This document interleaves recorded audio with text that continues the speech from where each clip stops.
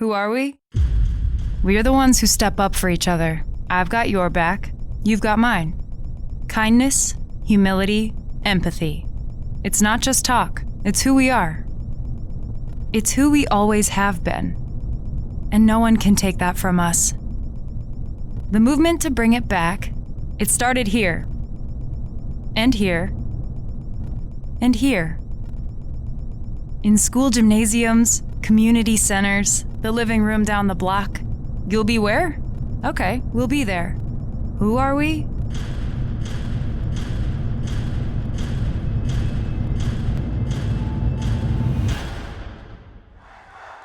We're the movement that will beat Donald Trump.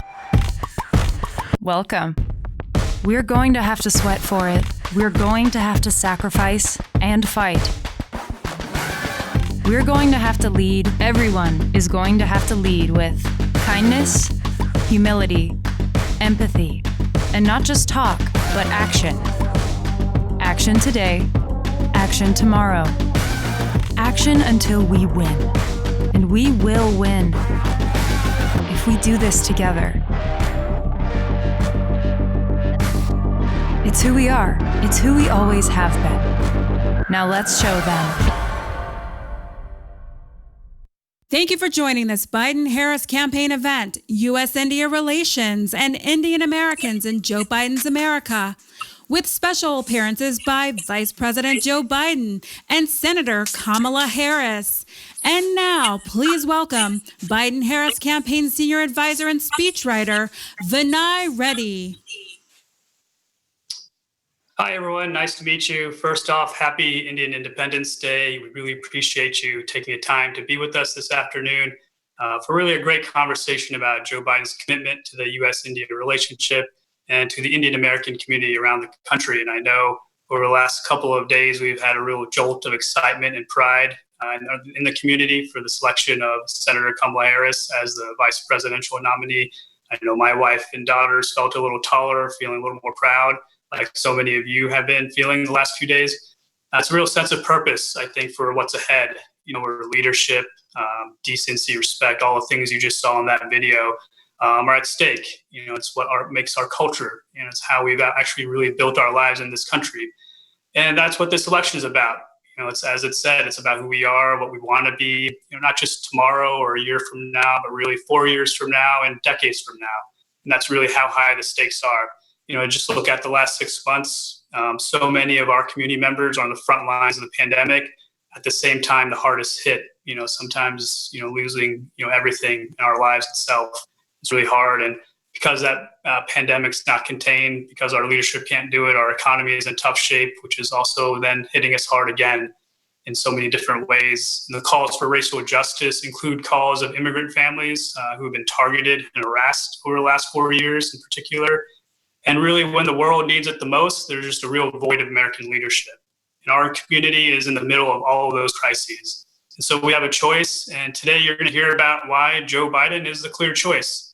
And you're going to hear from a really amazing group of people, the most senior and respected voices on foreign policy and domestic policy, but also those voices who know Joe Biden the best. You know, they've been in the room, the negotiations, in the community. They've traveled the world with him.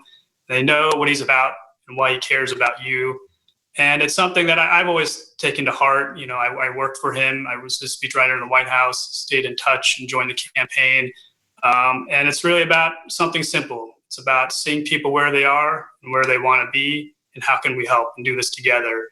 And, you know, there's so many memories I have working for him. You know, a lot of them are just him asking about family, how we're doing, what's going on. But a real special one was the Diwali reception that we held at Naval Observatory, which I believe is the first time there was a formal Diwali reception ever there. It was November 2016, and so many of us were, you know, pretty down and out. We felt that campaign in particular targeted people like us and how we, you know, dreamed about this country. And as he always does, he's able to sort of put it in a frame for us. And he reminded us what we can never lose, you know, that courage and that hope and the dreams we have for ourselves. And I think that's what you're going to hear about today. You know, that's the type of person Joe Biden is every single day, no matter where he is. He's going to believe that no matter what. And I think that's what we need to take away, his commitment to this relationship, to our people, to our community, and what we can do together. So it's going to be a great conversation. To get us started, I'm going to introduce Ajay Bhutoria, who is going to introduce a real special treat that we have for all of you today. So thanks again. I'll see you at the end of this, but enjoy the program. Thank you.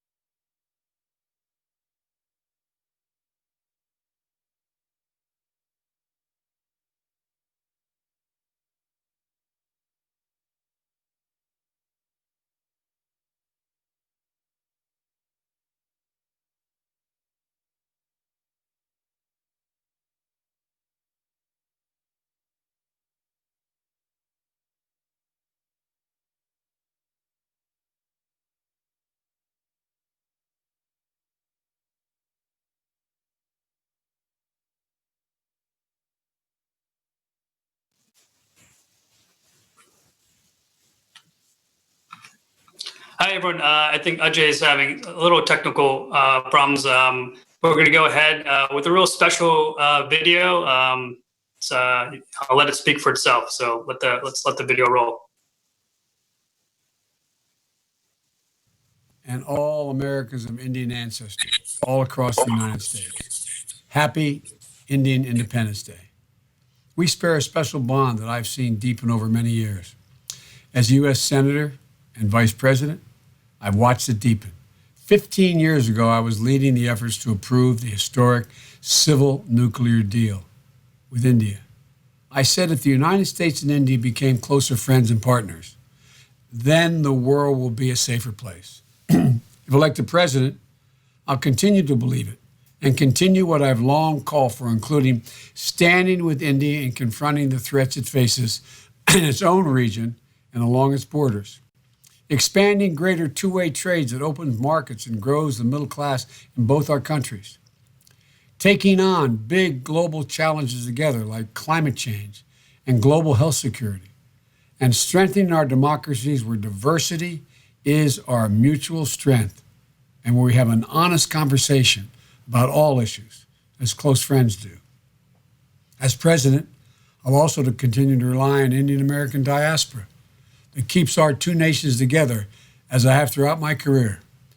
My constituents in Delaware, my staff in the Senate, the Obama-Biden administration, which had more Indian Americans than any other administration in the history of this country, and this campaign with Indian Americans at senior levels, which of course includes the top of the heap, our dear friend, who will be the first Indian American vice president in the history of the United States of America, Kamala Harris. We all know she's smart, she's tested, she's prepared. But another thing that makes Kamala so inspiring is her mother's immigrant story to America that started in India with the pure courage that brought her daughters to this moment. I know the pride you feel. It's your story too, for your sacrifices and your family's courage. You become pillars of our community and our country. You're patriots on the front lines of this pandemic. And this reckoning of systemic racism, you're making real promise. The promise that America is a place where people of all races and religions can live together in peace. But I know it's hard. My heart goes out to all those of you who have been the targets in a rise in hate crimes and the crackdown of legal immigration, including the sudden and harmful actions on H-1B visas that for decades have made America stronger and brought our nations closer. But while it sometimes may not feel like the America of your dreams, we will overcome and build back better than ever. And like Barack Obama asked of me, I'm asking Kamala Harris to be the last person in the room to ask the tough questions of me, provide counsel, and most of all, to always represent the belief in possibilities. On this day that celebrates the very idea, Let's continue to deepen the bond that endures between our nations and our people. And with that spirit, I'll turn it over to my friend and running mate, Senator Kamala Harris. To the people of India and to Indian Americans all across the United States, I want to wish you a happy Indian Independence Day. On August 15th, 1947, men and women all over India rejoiced in the declaration of the independence of the country of India. Today, on August 15th, 2020, I stand before you as the first candidate for Vice President of the United States of South Asian descent. When my mother, Shamala, stepped off the plane in California at 19 years old, she didn't have much in the way of belongings. But she carried with her lessons from back home, including ones she'd learned from her parents, my grandmother, Rajam, and her father, my grandfather, P.V. Gopalan. They taught her that when you see injustice in the world, you have an obligation to do something about it, which is what inspired my mother to march and shout on the streets of Oakland at the height of the Civil Rights Movement, a movement whose leaders, including Dr. Martin Luther King Jr., were themselves inspired by the nonviolent activism of Mahatma Gandhi. And it was during those protests that my mother met my father. And the rest, as they say, is history. Growing up, my mother would take my sister, Maya, and me back to what was then called Madras, because she wanted us to understand where she had come from and where we had ancestry. And of course, she always wanted to instill in us a love of good idli. In Madras, I would go on long walks with my grandfather, who at that point was retired.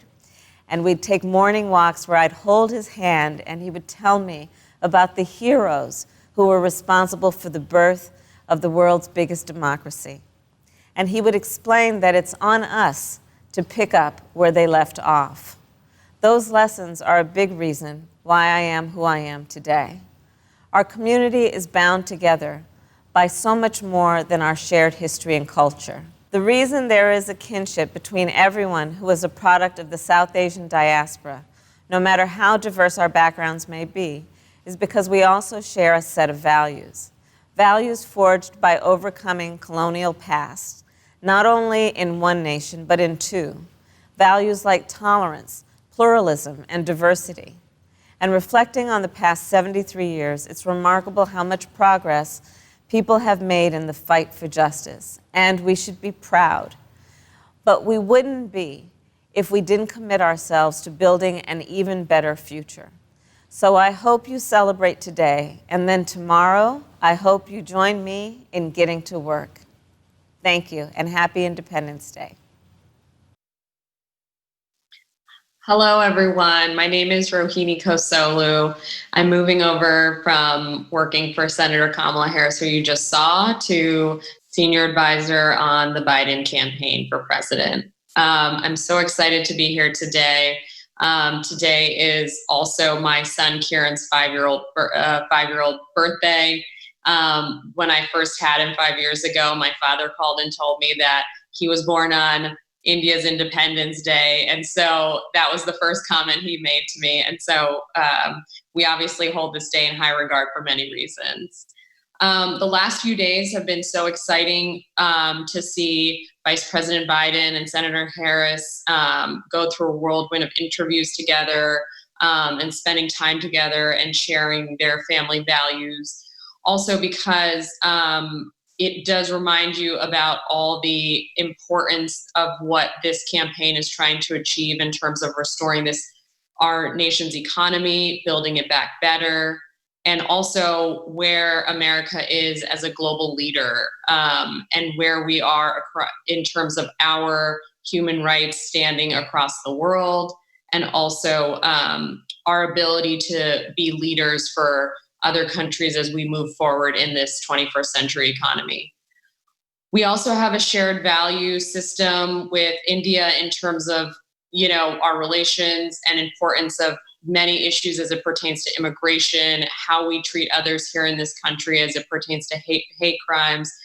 And I know that this campaign has been so welcoming in terms of as Joe Biden would say, a simpatico sense of feeling and relationship that America can look to this ticket and really make sure that people understand that there's a ticket in which people see themselves in, not just by demographic, but just also by values. And so I couldn't be more excited to join, and I'm so happy to be here with all of you. I just want to thank the AAPI Victory Fund, the Impact Fund, and certainly South Asians for Biden for doing this. So thank you, and thank you to this campaign for welcoming us onto it.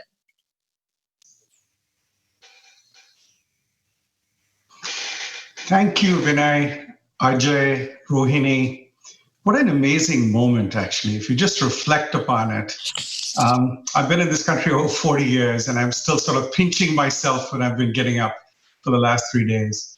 Rohini mentioned our major sponsors, South Asians for Biden, who just formed the Indians for Biden National Council, Impact, the API Victory Fund, which I founded, but also we had several grassroots groups involved with us this time. They See Blue, SAV Texas, US-India Friendship Council, and Samosa from Michigan. So from a lot of battleground states, they have assembled close to 5,000 volunteers to work to get Joe Biden and Kamala Harris elected. It's been an exciting few days for us, just as Americans, as Democrats, and of course, as Indian Americans. They say that political activists are like comic book superheroes. They all have a kind of an origin story. It's a seminal moment that always changes the direction of your life, that moves you from being a mild-mannered citizen to becoming an agent for change. My moment of awakening came on a warm Friday in the summer of 2006. My son, S.R. Siddharth, was working on a campaign in Virginia, simply doing his job as a volunteer tracker, when a prominent United States senator, little did we realize a predecessor of Donald Trump, chose to publicly humiliate and demean him by using a word. I will not repeat the racial slur, which came from days of an empire, but that repulsive act was caught on video and went viral within hours. It ended up costing that senator his re-election and the rest of his political future. It even changed the balance of power in our Congress. That was the moment when I and so many other fellow Indian Americans and immigrants finally woke up to a painful truth, that we are perpetual foreigners in the country of our adoption unless we change that. Many of us had accepted some racism, some discrimination, and that was simply the price that we had to pay for immigrating to a new country. But we never imagined that our children and our grandchildren would have to keep paying this toll in the land of their births. So I remember that day really well, August 11th, 2006, when a politician used his power to demean a member of my family, a son who was born and brought up in the United States. It was on that very same date, coincidentally, I'm sure, Vice President Biden, that a very different kind of leader used his power to lift up a member of our Desi family, a daughter from our community. Going forward and for the rest of my life, August 11th will now be remembered as the date that Joe Biden put his faith in a woman, an Indian American, an African American, to represent and to lead this nation. That is the day that he made Kamala Harris the manifestation of our American dream.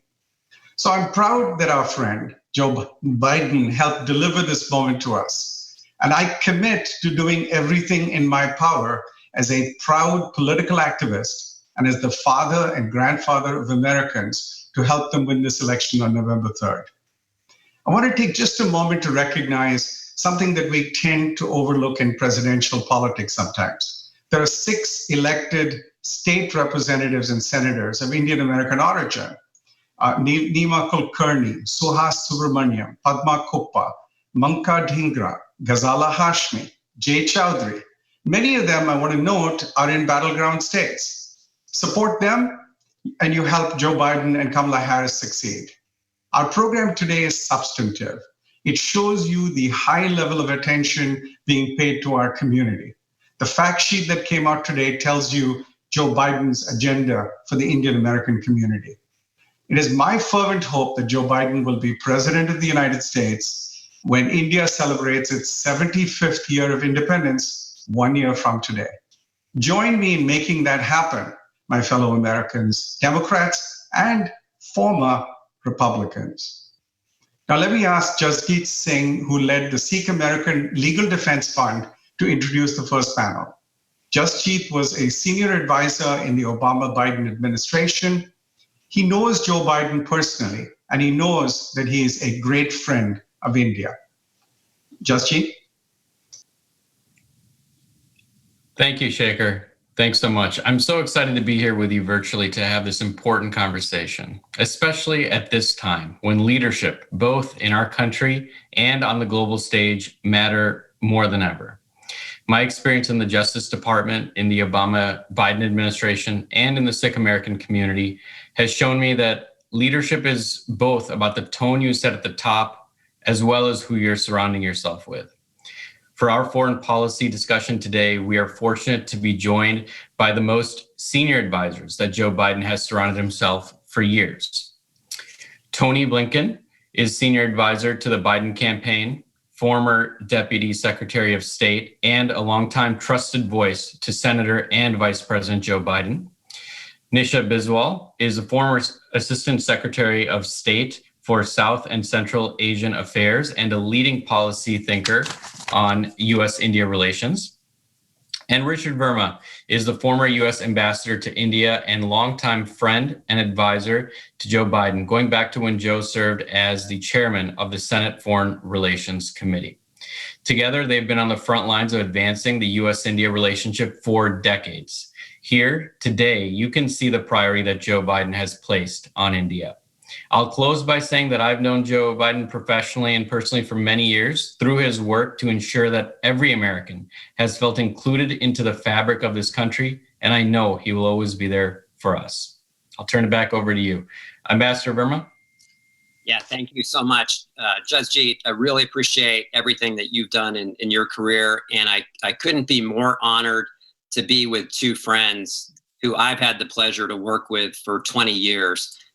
Tony Blinken was not only our Deputy Secretary of State, but I started to work with Tony when he was Staff Director of the Senate Foreign Relations Committee 20 years ago. And Nisha was not only the Assistant Secretary of State, she's a former Staff Director of the Foreign Operations Subcommittee in the House, where again, I got to work with her 2 decades ago. Tony, let me just start with you and jump right in. Few people may know that the Vice President's record on India, his relationship with India and affection with India goes back decades to the time when he was obviously on the Foreign Relations Committee, but also as Vice President, and you were with him for a lot of that journey. I wonder if you can say a little bit about his prior relationship with India and also what U.S.-India relations might look like in a Joe Biden administration. And maybe you could also tell us, some of our friends in the Bush administration say that there would be no U.S.-India civil nuclear deal, but for Joe Biden. So a little bit of a look back and a look forward.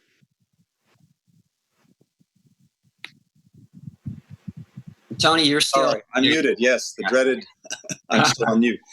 I was just saying, Rich, it's wonderful to be with you and Nisha, two of my most treasured colleagues. We've spent a lot of time together working on a lot of hard issues, but it's hard to think of two people I'd rather be working with than the two of you. And Rich, you're right. The Vice President has long been a champion of stronger ties with India. I saw this firsthand. As you mentioned, I started working for him in 2002 on the Senate Foreign Relations Committee.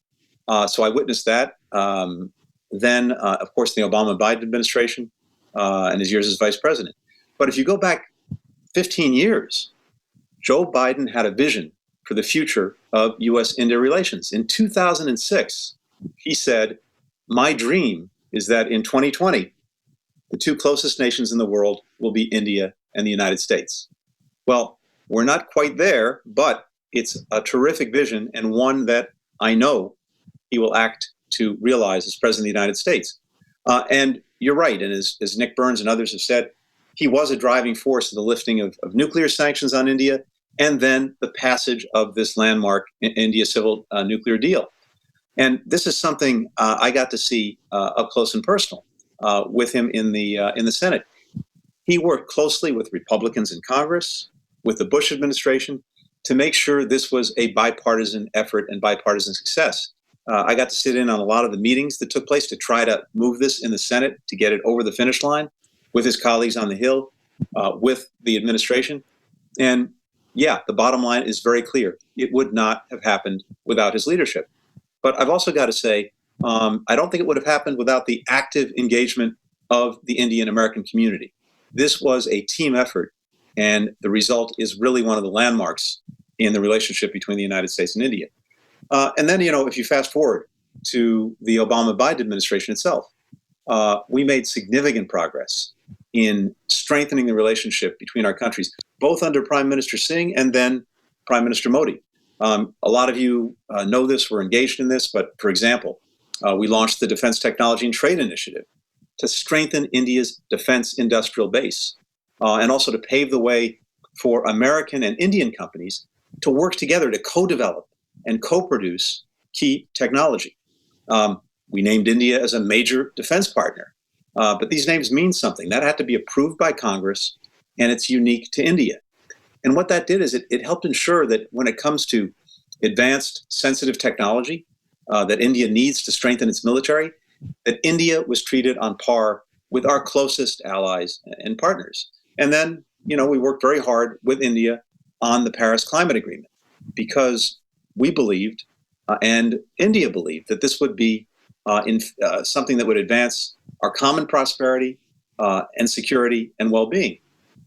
And what's so interesting about that effort, Rich, is that I think it's a reflection of something bigger, which is the simple fact that there's probably no common global challenge we can solve without India. We have to be able to do this together. We worked hand in hand across the board to advance clean energy, without which we can't build the green economy we need. And by the way, a Biden administration would bring the United States back into the Paris Agreement and give us the ability to again work closely with India to fight climate change, and then again work hand in hand to reduce carbon emissions and secure an energy future, a clean energy future.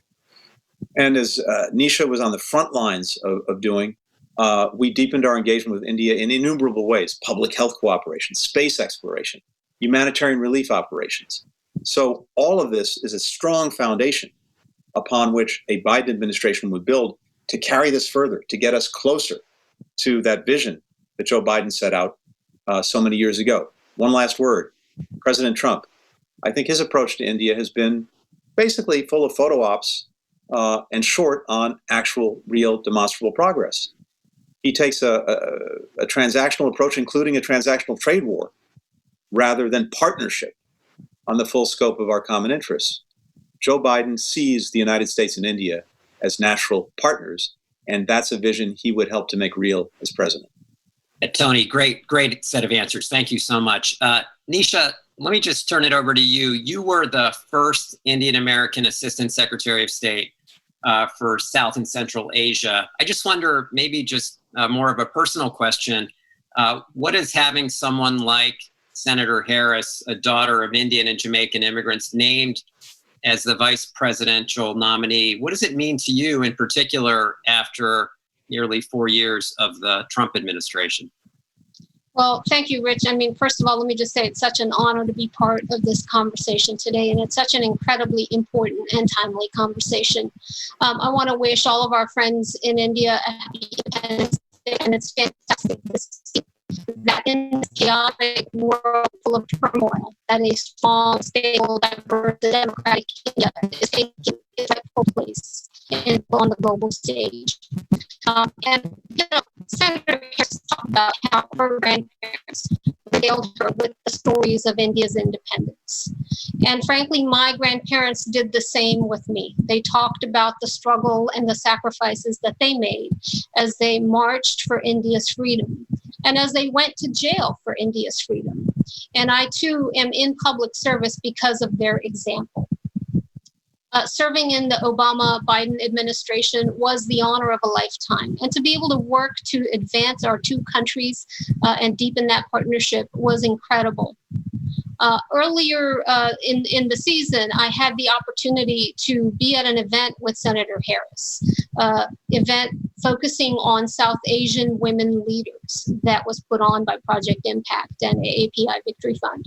And there she gave an incredibly inspiring speech about that heritage and how it has informed her own life and her own service. And it was such a moving and energizing speech that she gave to this room full of powerful South Asian women leaders from all across the country.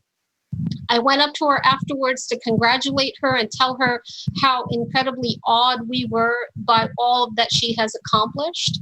And she turned it right around. She looked at me and said, "No, Nisha, I'm awed by you and all the women in this room and what you are doing and how you are contributing." And that is who Kamala Harris is. She is an incredibly inspiring figure because she gives so much back to all of us and inspires us to be our better selves. I couldn't be prouder of this moment and what it means for my daughters and for all of the children of immigrants across this country who ask themselves, where can they go? And in America, they can do and be anything because of the example that Joe Biden and Kamala Harris have set. Yeah, Nisha, thank you. That's an incredibly powerful story. Really appreciate you sharing that. Tony, I want to turn back to you and maybe go into a security question, foreign policy question. Look, we've witnessed increasing Chinese aggression in the Indo-Pacific, including along the Indian border. India faces real threats from cross-border terrorism as well. How would the U.S. in a Biden administration support India in these challenges? I heard the vice president say in his video message that a Biden administration would stand with India on these issues. I wonder if you can just give us a bit more detail. Sure. Rich, I think we have a common challenge, which is to deal with an increasingly assertive China across the board, including its aggression toward India at the line of actual control, but also using its economic might to coerce others and reap unfair advantage, ignoring international rules to advance its own interests, asserting unfounded maritime and territorial claims that threaten freedom of navigation in some of the most important seas in the world. And then, of course, as we've seen recently as well, repressing the rights of its own people and democracy in Hong Kong. So I think we have to sort of take a step back and start by putting ourselves in a position of strength from which to engage China so that the relationship moves forward more on our terms, not theirs. And unfortunately, right now, by virtually every key metric, China's strategic position is stronger and ours is weaker as a result of President Trump's failed leadership. I mean, think about this. President Trump has helped China advance key strategic goals. Weakening American alliances, check. Leaving a vacuum in the world for China to fill, check. Abandoning our values and giving Beijing a green light to trample on democracy in Hong Kong, check. And then, maybe worst of all, debasing our own democracy by attacking its institutions, its people, its values every single day, and so reducing its appeal and its power and the power of its example. And that's, for me, checkmate. So in many ways, as we think about dealing with the challenges that China poses, it's almost less about their strength and more about some of our self-inflicted weaknesses. Put another way, this is really about us in the first instance. The competitiveness of our own economy and workers, the strength of our own democracy and political system, the vibrancy of our own alliances and partnerships, and of course, the assertion of our own values, all of which President Trump has done so much to undermine, but all of which is fully within our control. So I think you'd see Joe Biden as president investing in ourselves, renewing our democracy, working with our close partners like India, asserting our values, and so engaging China from a position of strength. India has to be a key partner in that effort. During the Obama-Biden administration, we worked very hard to establish India as a key contributing member of the Indo-Pacific strategy. And that includes India's role in working with like-minded partners to strengthen and uphold a rules-based order in the Indo-Pacific, in which no country, including China, can threaten its neighbors with impunity. And by the way, I think that role needs to extend even beyond the region, as vast as it is, to the world at large. In a Biden administration, we would be an advocate for India to play a leading role in international institutions, and that includes helping India get a seat on a reformed United Nations Security Council.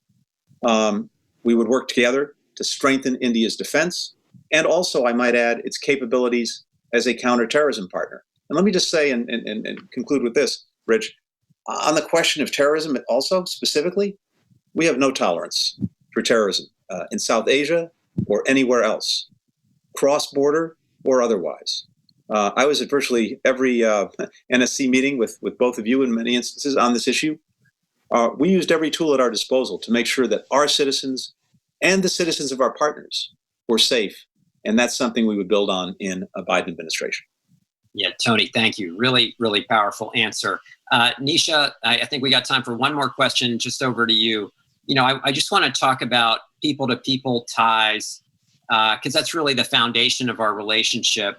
But we've seen new restrictions that this administration, the Trump White House, has laid down on visas, on tech workers, on spouses, on students, conveying a very clear feeling that foreigners are not welcome here. Just want to, from your perspective, how much of that is a threat to a burgeoning and robust U.S.-India relationship? Well, you heard Tony outline all the reasons why the U.S.-India partnership is so vitally important. The defining relationships of the 21st century, as the Obama-Biden administration, characterized it. You cannot have a deep, trusted partnership between the United States and India if you deeply disrespect the people of India and of Indian origin. People-to-people ties are so fundamentally important in, all of the different ways in which this relationship really is set apart. And without those ties between our peoples, then it's really just a transactional relationship to achieve a means to an end, so to speak. But the U.S.-India partnership is not just a means to an end. It is actually fundamentally a whole of society partnership between our people, our educational institutions, our academic, universities, our businesses, and our cultural fabric of both countries. If you think about how Martin Luther King drew inspiration from Mahatma Gandhi, who drew inspiration from, Henry David Thoreau and Ralph Waldo Emerson, you see how our two societies have been intertwined. And so the successive waves of immigrants from India to the U.S. shores have been an important aspect of America's economic, political, and social fabric. Nisha, thank you. We have so much ground to cover and not enough time. And I want to make sure there's enough time for the next panel. Again, thank you both for your service. Tony, I know one subject we didn't get to cover was on the importance in diversity and national security. And I know the Vice President's committed to it. I frankly would not have made it to India without the President and Vice President's support. And I know how deep his commitment is on that level. So thank you. Thanks again for organizing. Shaker, thanks for everything you're doing. I'll turn it back to you. Well, thank you, Rich. That was great. Thank you, Tony. Thank you, Nisha, both for your time, but more for the humanity and the substance you're bringing to this policy issue. So I want to move to our substantive domestic policy panel, which has the top people in the campaign. I'm going to ask Farouk Mittar to introduce it, but let me make a couple of comments as I tell you about him. Over 1,900 people are watching us online, thousands more in other media. So, I have to leave you with something here. Guys, listen, John Lewis, who was an icon of the civil rights movement, recently passed away. And what he said was that the vote is the most important and powerful nonviolent change agent you have in a democratic society. So each one of you right now ought to commit to volunteer. We just told you about Indian Americans for Biden, the national council that got formed. We have to commit to vote, but you have to do this for the sake of your children and your grandchildren, as I'm doing. I need that commitment today. Please make it, because then we can get this election and we can move the country forward. So to introduce Farouk, he served at DoD in the Obama-Biden administration. He has significant experience in small business issues, and he serves as the senior advisor for Muslim engagement. Farouk, welcome, and please introduce our panel. Thank you, Shaker. I'm really glad to be here today and to be part of this event. This engagement is very important. It's important for the campaign and for our community. I saw firsthand the importance of our engagement and involvement when I joined the Obama-Biden administration shortly after the Great Recession. I was working on small business-related policy and programs at the Department of Defense as an Indian American, and probably the only Indian American involved in that aspect of DoD's mission. I also noticed at the time that we didn't have enough Asian American-owned businesses in the defense supply chain. So through the White House Business Council and the President's Initiative on Asian American and Pacific Islanders, we started doing more outreach specifically focused on Asian American business owners to make sure that they were aware of business opportunities within the Department of Defense. We even put plans in place in coordination with the White House on how we could increase Asian American participation in defense procurements. And we saw with these efforts that the participation increased. This is a small example of what we can get done for our community when we are at the table, part of the process, and listened to, something that is sorely missing in the current administration. And Joe Biden is committed to restoring this voice and inclusion. With that, I want to introduce our next panel on domestic policy with Jake Sullivan and Seema Siddhandan. Jake and Seema are the senior-most people on the campaign, working on really important policy areas and are advising Vice President Biden directly on very important issues. This includes, most recently, our Build Back Better plan and our racial justice plan that incorporates many of the ideas and concerns of Indian Americans. I'm really excited that they are here with us, and will now turn it over to Sonal Shah, Economic Policy Advisor for the Biden Unity Task Force, who will lead the discussion with them.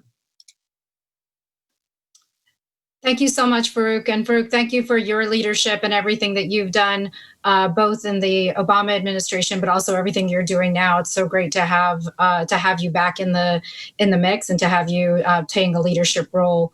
With that, Jake and Seema, it's so great to have you here. It's so great to be here to talk about what is very important on top of everyone's mind, which is the domestic economy and what's going to happen in a Biden-Harris administration. So let me just go right into it. Jake, you were in the Obama-Biden administration. You were with the vice president in the Obama-Biden administration. You are now a senior advisor on the campaign.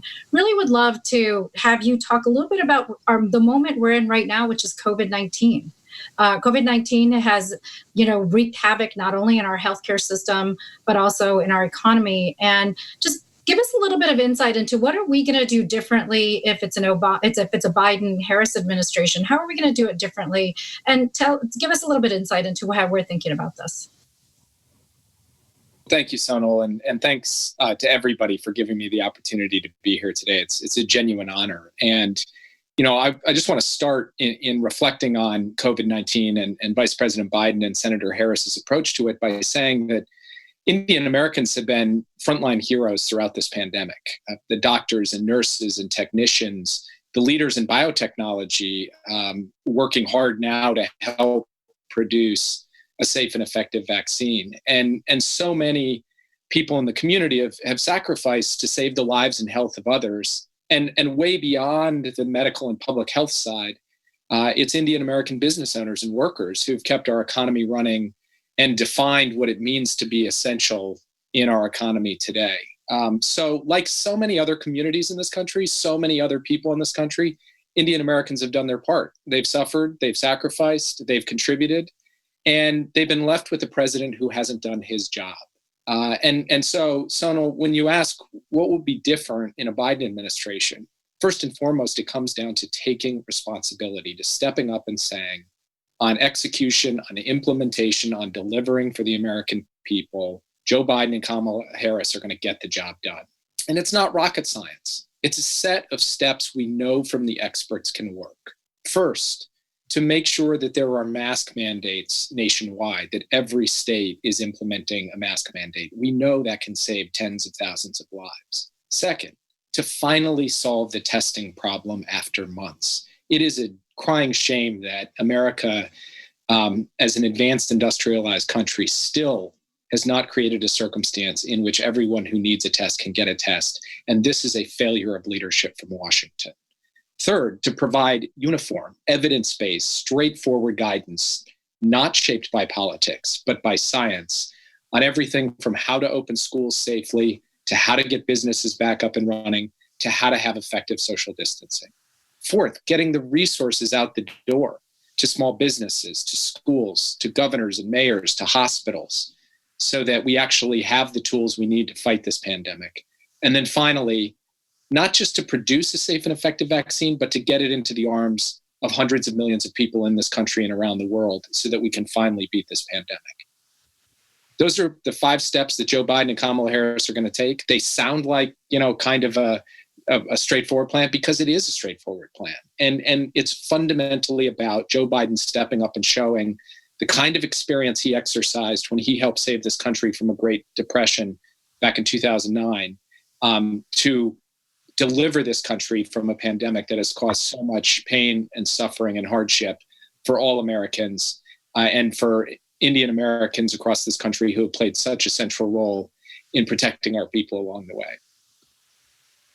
Jake, thank you. And it's so important, the 5 steps you laid out. And it's also exactly what the vice president did when he was in the Obama administration, whether it was the recovery, whether it was other public health pandemics, but he was there at the front lines and knows how to do it. So thank you. And thank you for reassuring us, because I think it's something that we all need. Seema, so excited you're on this panel. You have been a leader in our community. Even more excited. I was so excited when I saw your name on the Biden Senior Advisor list, and just have you on the campaign. You're a leader to many of us in the South Asian community. So thank you for everything that you do. As Jake mentioned, many of our members of our community are not only immigrants, but they are in the front lines. And H-1B visas, immigration has been an important part of the conversation. And immigrants have built this country. Immigrants have been a part of building this country. How did Biden-Harris administration sort of address immigration? What does it mean? How are we going to do it differently? And why is it that we should be not only in the front lines, but we should be a part of this country and building this country together, building it back better? Thank you so much, Sonal and Jake, and to everybody listening at home. And first of all, I have to say happy Indian Independence Day. It's so meaningful for me to be here with our community and to be talking about what I think is the most important election of my lifetime, at least. So Indian immigrants, this is an incredible moment for us. We've contributed so much to this country across so many different fields. Some of the brightest minds in the world coming from India are listening at home today. And look at what this president has done. With just a few strokes of his pen, he's turned so many people's lives upside down. I mean, so many of us in the Indian community, by 1 degree of separation, we know somebody who has been uprooted or their life has been disrupted because of the actions that this president has taken on immigration. And that means people relying on their visas and pathways to a green card. And the communities across the country who are relying on these bright minds coming from all over the world, including India. And we deserve more than that. We belong here. We need an immigration policy that's thoughtful, that's humane, and that's smart. And that's why we have to elect Joe Biden. And as president, Joe Biden will increase the number of visas offered for permanent work-based immigration based on macroeconomic conditions and exempt from any cap recent graduates of PhD programs in STEM fields.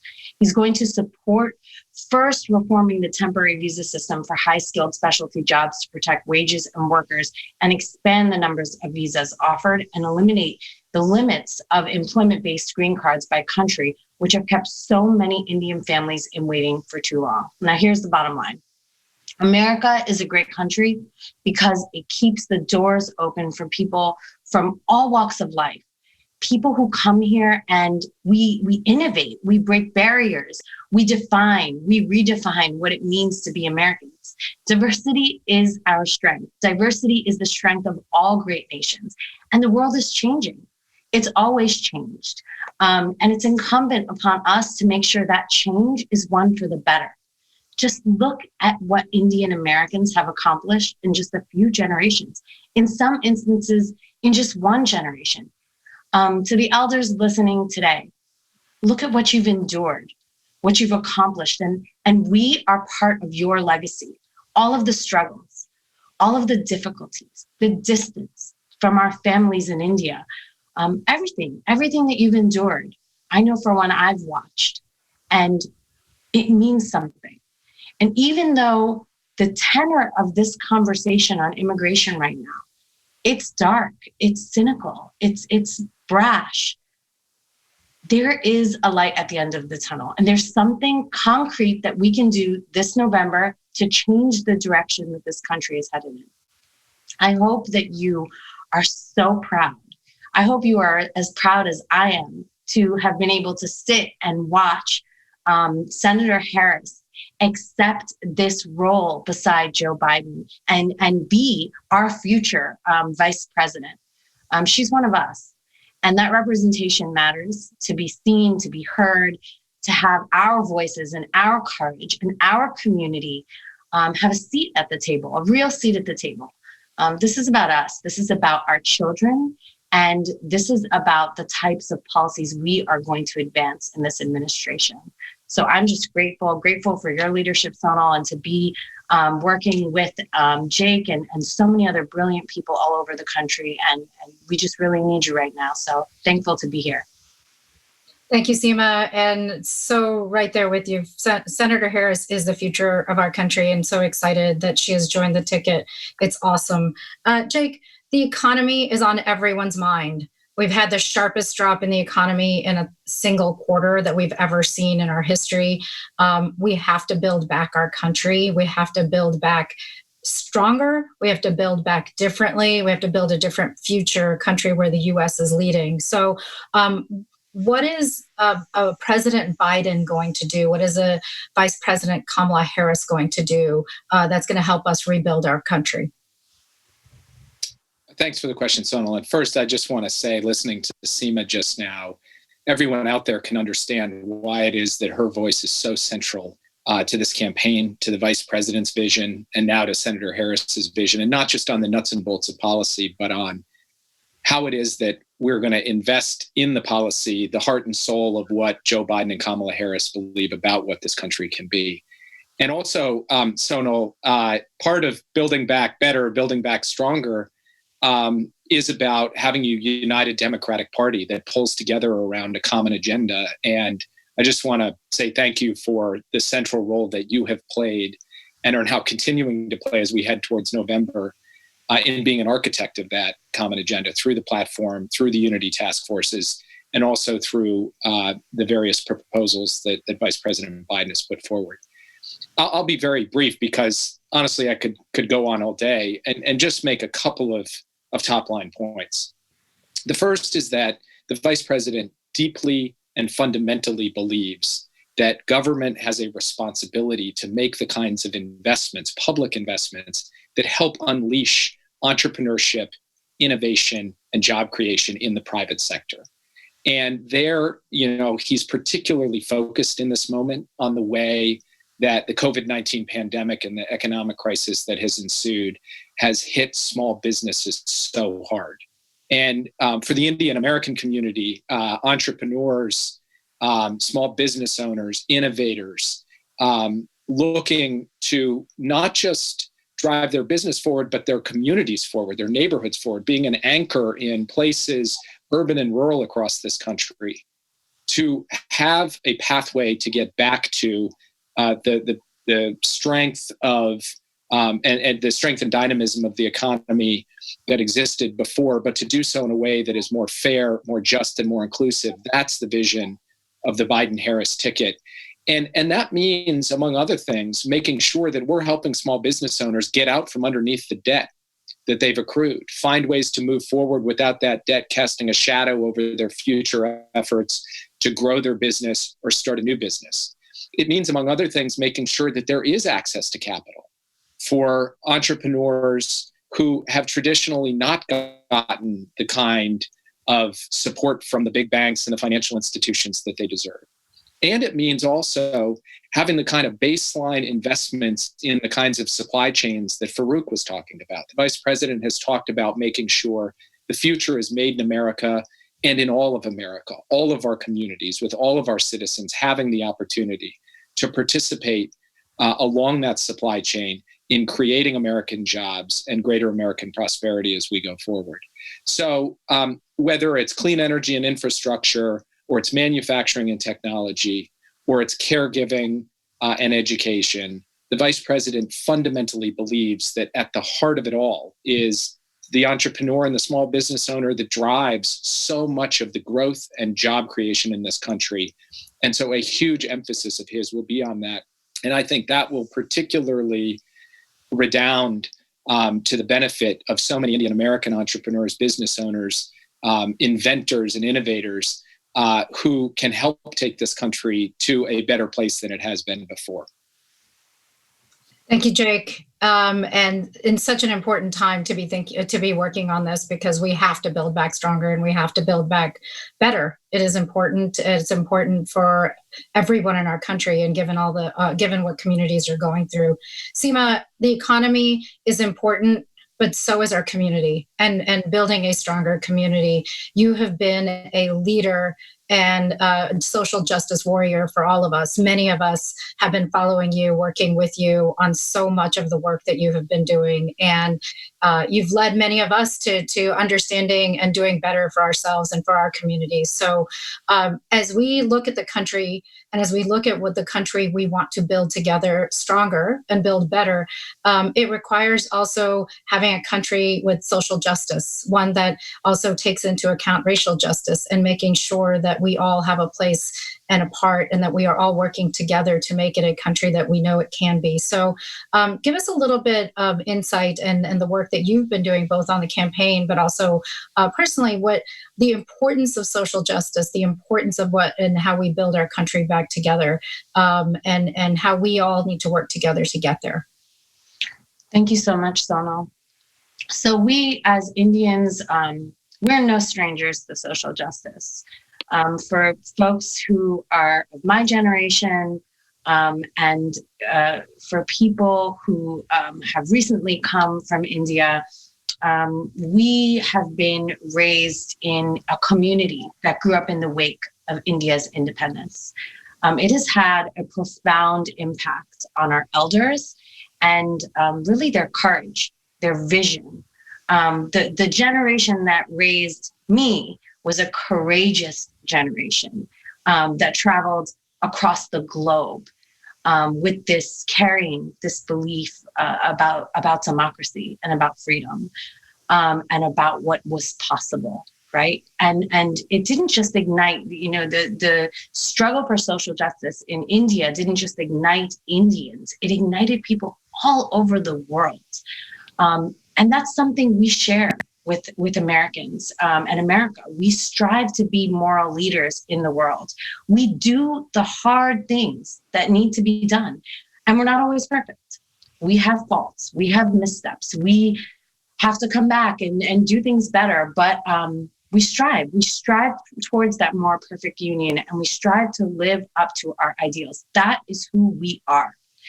And we also, as a community, unfortunately, are no stranger to discrimination, to hate crimes, to the daily indignities, to the daily slights that make us feel like we don't belong.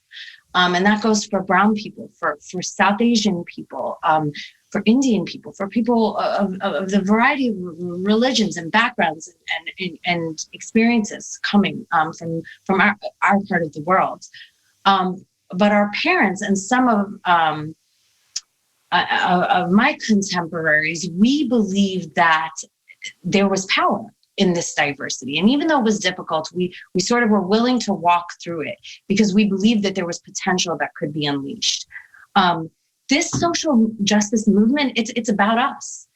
Because we belong here. We belong here in the United States. We've always been here. We've built our lives here, our hopes and our dreams, and we just can't let that go. And as someone who is helping, who is supporting this incredible team to think through economic policy and to think through racial equity and social justice, it's about making sure that we are included, that your hard work, that the hard work that each one of you at home has done, that it's rewarded. And that when we fall on hard times, like the times that we're in now, that this social safety net, that it works for all of us. From the small business owners who applied for those loans and who weren't seen, who weren't given the support that they needed, and small businesses being the backbone of our economy, to procurement, to those doors for federal contracts that have been closed to so many people in our community for way too long, to infrastructure. Social justice is about the future that you help to build with us, that we build together. It's what we do for our children. And we just have to decide. Now is the moment where we decide as a community, what is it worth to us? What is it worth to us to have schools for our children, to have preventative care, not just to not get sick, but to be actually healthy, to have the systems in place to take care of our elders and our seniors, to have clean air and water, to have freedom, to have democracy. What is it worth to us to build that future for our children? This movement, the one that we are in together, it's for us, but it's for our children. This is what we do to set the pathway for 10, 20, 30, 40 years. It's all happening right now. And it's a movement that we must win. Thank you, Seema. And Seema and Jake, both of you, and for everybody that's listening, this is such an important point in our country. This is such an important battle that we have to be in together. But more importantly, what you both show is that Vice President Biden isn't just going to run, and Kamala Harris and Senator Harris aren't just going to run this country intellectually. It comes from the heart. It comes from wanting to make this country better, wanting to build back stronger. So thank you for everything that you all are doing. Thank you both for your leadership. And just know we're all in this together with you. So thank you. And with that, I'm going to turn it over to Ajay Baturia to help us close out. Thank you, Sonal, and namaste. My name is Ajay Baturia. I'm on the National Finance Committee for Joe Biden and proud day one member of the Joe Biden 2020 campaign. I wish you all a happy 74th India Independence Day. I was born in Rajasthan and grew up in Guwahati, Assam, where my father taught me to chase my dreams, no matter how big. Inspired by him, like many immigrants, I came to US with a single suitcase and empty bank account in search of limitless opportunity. Over 20 years working as an entrepreneur in Silicon Valley, I have reached that dream and worked to make sure it's there for others in our community. That's what led me to help Vice President Biden and Dr. Biden on their free community college initiative that have helped so many immigrants and young people get an education and a good job. For Joe Biden, he sees the dream we have for ourselves and for our children. And in our community, family is everything. And we believe that what actually makes America great is diversity, freedom, love, and opportunity. When we have a president that I want my 10-year-old son, Yash, to actually listen for hope and not fear. We want to leave a better planet for our next generation, to grow our small businesses, and for our family and friends to be welcome here as an immigrants. We want to be able to worship in mandir, masjid, gurudwara, and churches without fear of racism and hate crimes. And we want our children to have leaders they can look up to again, like Joe Biden and now Kamala Harris, whose nomination is such an important moment for us. So I'm in this fight with them to restore the soul of our nation for all of us. We have 81 days to save the American dream for our children, and it gave me great pride and joy in listening to inspiring leaders who spoke before me today, and listening to the very inspiring video message from the leaders we need now, our President and Vice President, and friend of Indo-Americans and India, Joe Biden and Kamala Harris. And I hope you all are excited to do all we can to get President Biden and Senator Kamala Harris. Thank you. Now, I would like to introduce Senior Advisor Vinay Reddy and Senior Policy Advisor Seema Sadananda to do the closing remarks. Well, thanks, Ajay. Really appreciate it. First, thank everyone out there for listening. It really means a lot that you took the time to be with us. It really shows our commitment to you. And this is just the first of many engagements that we're going to be doing in the final stretches here. And I think in this conversation, you heard what we know personally, but what all of you should know too is like Joe Biden and Kamala Harris, they're committed to this relationship between our two countries, Indian American community. They're both people you can trust. And more importantly, you should know your power too. The Indian American electorate is really critical in this election. It's critical in a lot of battleground states where it's going to be one on the margins. And it's really important for you to exercise that power that you have and care about it. And don't believe everything you see on WhatsApp. You know, talk to your family and your friends, your siblings, your cousins, your aunties and uncles. Have real conversations about them, about what's going on in your life right now. And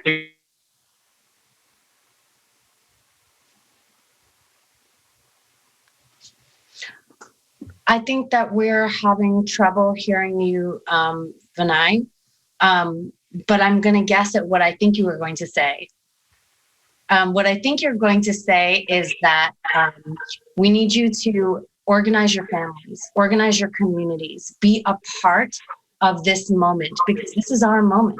We have never been more present. We have never been more sure that we have a seat at the table, and every single thing that we care about, our future, everything we've worked for is at stake. Everything that you have sacrificed for to be here is at stake. It's about all of us. It's about our children. And so there's so much to be done. We're building out incredible teams in the states that can be a point of contact for you to help you do this organizing work. It's an incredible opportunity for us to make our voices heard. Vinay, are you back? Yeah, I'm back.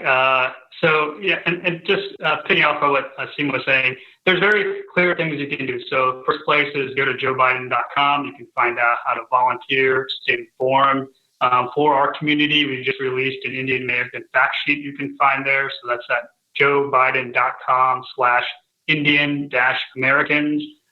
This week is convention week, and while it's not the convention we're used to seeing on TV, we're still taking it across the country. So join watch parties. Go to the website. There will be Asian American Pacific Islander watch parties. Starts on Monday. You know, Senator Harris and the Vice President are going to have really powerful, inspiring speeches, but so are so many people that we should care about. You can also stay involved and stay informed by texting AAPI to 30330. That's another way to get information localized to where you live. Again, that's AAPI. Text that to 30330. And what Stephen was saying too is, you know, when you got to stay engaged, but also understand, you know, the right to vote. It's going to be really complicated in COVID right now. So we're going to have a really strong effort in our communities to make sure everyone knows where and how, the deadlines, but really be focused on, you know, what comes with that is misinformation campaigns to confuse our community and so many other voters out there. So really stay vigilant, stay focused. And I'll close with sort of a theme here. A lot of it has been a seat at the table. And for a lot of people, that means a lot of different things. It's a seat, but are you really heard? Are you really seen? And just the takeaway you all should know is with Joe Biden and with Kamala Harris, they see you, they hear you, and if anything, they want you to tell them what you feel. And that's how they view the relationship, and to have that honest conversation. And I'll just close with a quick story. So one of the last trips we did in 2016 was in my hometown in Ohio. My mom brought like 2 really big bags of home-cooked Indian food. And on the flight back on Air Force Two, the Air Force Two staff, you know, unpacked it, heated it up, and the agents, the staff, you know, this chicken curry, it was samosas and rotis and rice and all this great stuff. And we're on the flight back to Washington, and the Vice President walks out of his cabin, looks around, he's like, what is that amazing smell comes over, sits down next to us, looks around, picks up a samosa, assumes rightly that, this is your grandmother's recipe, isn't it? And I was like, yeah, it was. And then explained how it passed down to our family. But the story is he took it, he looked at it, he asked those questions, and then there's a big briefing book in front of us, and he let's get to work. And it's an example of he sees you for who you are, he cares about who you are, he wants to hear what you're about, because that's how the governing philosophy has it, as not just as a vice president or a president, but as a person. And you all should really think about is the kind of person you want to set that tone for our country, the kind of leadership we need right now. So it's really important. You got to go out there, vote, register, care, talk to each other, and we're here for you. So again, thank you so much for the time. We really appreciate it, and we'll be in touch. Thanks. Thank you.